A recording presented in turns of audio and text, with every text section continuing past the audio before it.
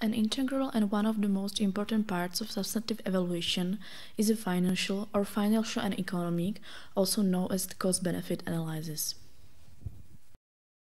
The financial evaluation is assessed by these instruments: project funding, using 3E rule, in prominence of effectiveness, efficiency, and economy; cost-benefit analysis; feasibility study; risk analysis.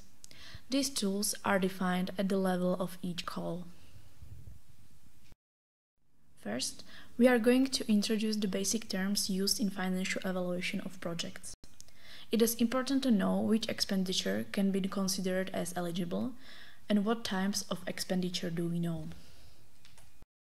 To consider expenditure eligible, it must fulfill following criteria: substantive eligibility, expenditure adequacy, temporal eligibility, local eligibility, and expenditure verifiability. Terms of substantive eligibility of the expenditure must comply with the legal regulation of the European Union and the Czech Republic, and also with the Operation Program Research, Development and Education rules and conditions specified by the respective legal act on the transfer of support. In terms of adequacy, the expenditure must comply with the principles of economy, efficiency, and effectiveness. Expenditure is temporarily eligible if it's associated with the cost incurred in the period between the date of a project commencement and the date of termination of physical implementation of project. It is always regulated by the respective call. There is also possibility of retrospective eligibility of expenditure, and is also regulated by the call. The project and its expenditure must be held in a territory covered by the program within which the project is supported. Expenditure must be properly identifiable, verifiable, and provable. And now we are getting to the first type of expenditure. Direct expenditure can be investment and non-investment expenditure.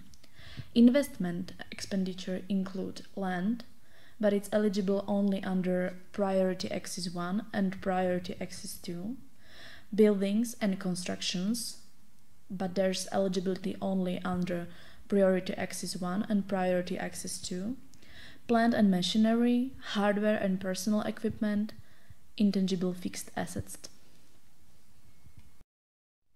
Non-investment expenditure include personal expenditure, travel expenses, material, plant and machinery, hardware and personal equipment, depreciation, PT intangible assets, rental and leasing, local office, purchase of services, administrative and other fees, direct support, contribution in kind.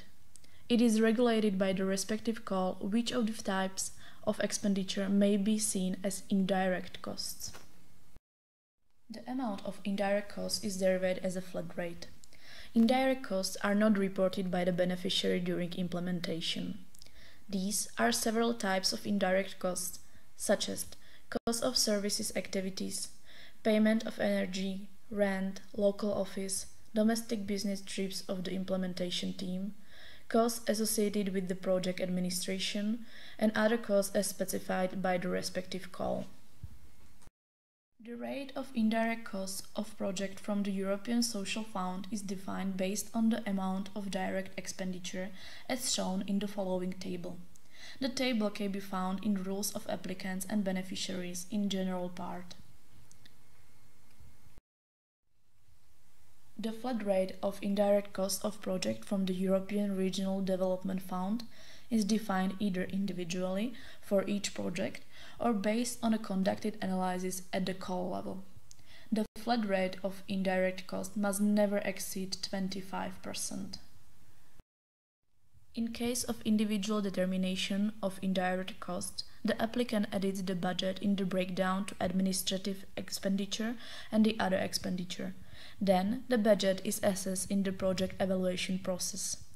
The managing authority determines a flat rate of indirect costs as a proportion of administrative costs to the total direct eligible expenditure of a project, and this rate is fixed and applies until the end of the project implementation.